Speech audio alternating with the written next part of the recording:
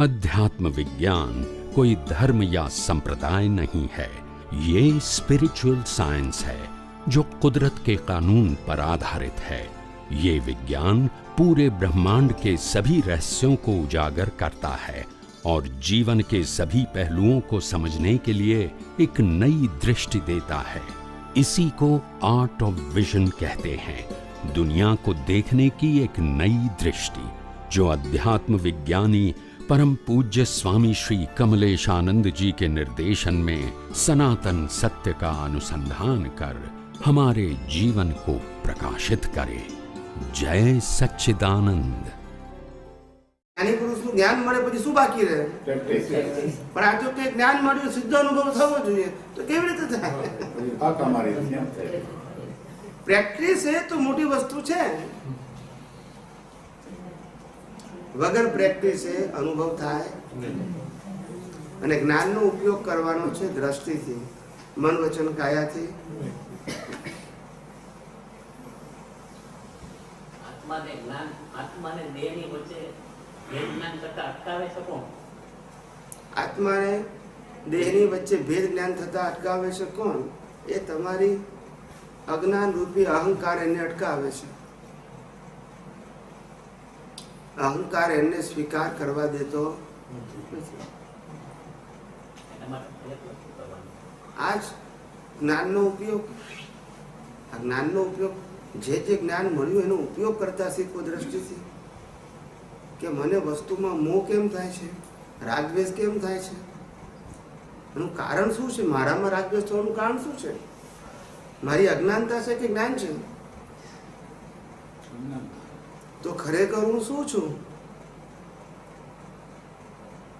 એ પોતે જાતે જ એનું એનાલિસિસ કરવું, તે સિવાય કશું થાય નહીં. ખ્યાલ આવ્યો? જ્ઞાન એવું હોવું જોઈએ કે જે સરળ ભાષામાં હોવું જોઈએ, પણ ઉપયોગ તો આપણે કરવો,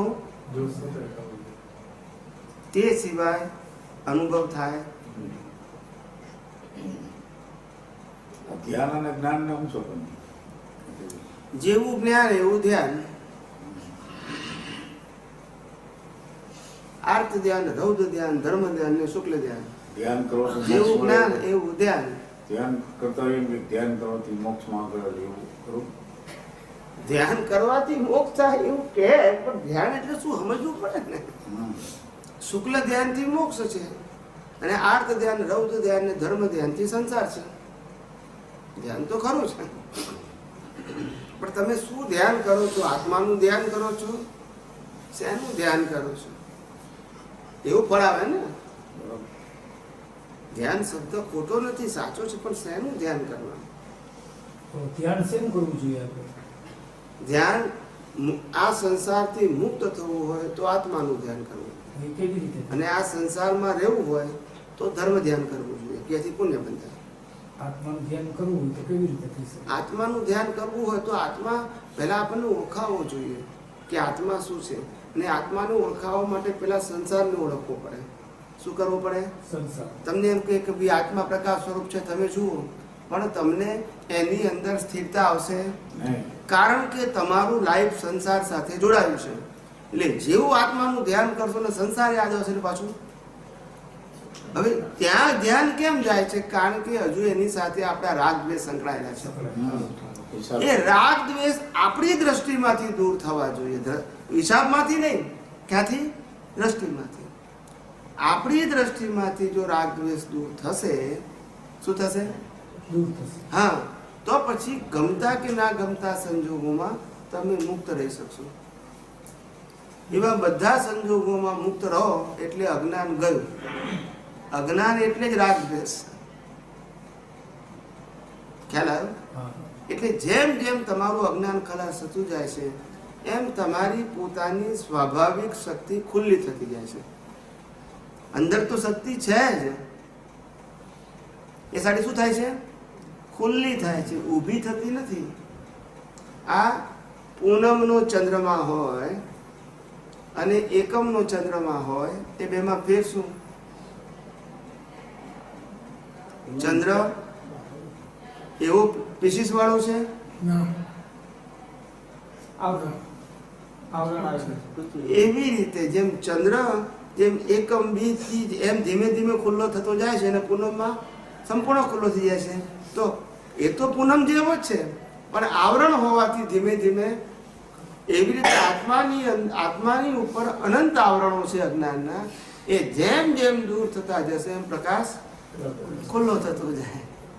એ તો સંપૂર્ણ છે પણ આવરાયેલો છે. શું છે? કર્મરૂપી આવરણથી કર્મરૂપી આવરણથી નહીં, અજ્ઞાન રૂપી આવરણથી. મેં પહેલા જ કીધું કે મન વચન કાયાથી ભોગવાતા કર્મને કેવળ જ્ઞાન સાથે કોઈ લેવા દેવા નથી. એ તો જેને કેવળ જ્ઞાન થાય તે પછી એ હોય છે. સમજાય છે? જે મન વચન કાયાથી કર્મ ભોગવીએ છે, નામ કર્મ, ગોત્ર કર્મ, વેદનીય કર્મ અને આયુષ્ય કર્મ, એ ચારે ચાર કર્મો કેવળ જ્ઞાન થઈ ગયા પછી એ હોય. એટલે એને એની હાથે લેવા દેવા. પણ કયા લેવા દેવા છે? તો કે જ્ઞાન આવરણ, દર્શન આવરણ, મોહની અને અંતરાય, જે મન વચન કાયાથી ભોગવાતા નથી. એ અજ્ઞાન રૂપે છે. કેવા છે? એ જો જાય તો ભલે ને આ બધા બાકી રહે તો એ કેવળ જ્ઞાન થઈ જશે. કારણ કે કેવળ જ્ઞાન અજ્ઞાનથી રોકાયું છે. એ મન વચન કાયની ક્રિયાથી રોકાયું. એટલે આ વાત આપણે સમજવી પડશે કે અજ્ઞાન અંદર છે, બહાર નથી. અને અંદર એટલે આપણી દ્રષ્ટિમાં. શેમાં? એ દ્રષ્ટિ બદલવાની છે.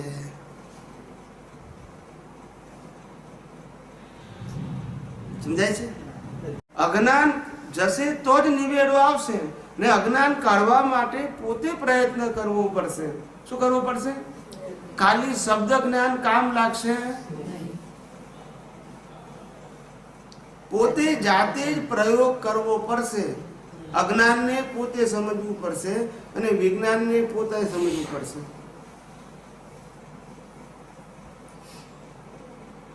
નરસિંહ મહેતાએ તો બહુ ભક્તિ કરી, નાત જાતના ભેદભાવ વગર. એ નરસિંહ મહેતાએ પણ કીધું કે હું કરું એ જ.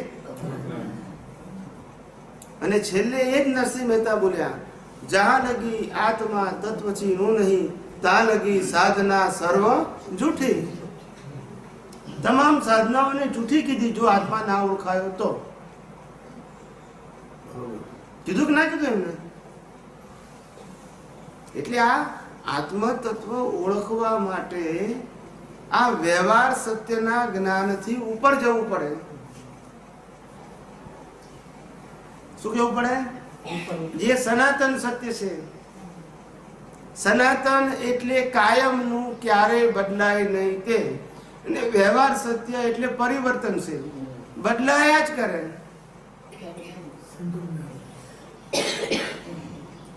એટલે અજ્ઞાન કાઢવા માટે વિજ્ઞાન જોઈશે. શું જોઈશે? તે સિવાય કોઈ નિવેડો નથી.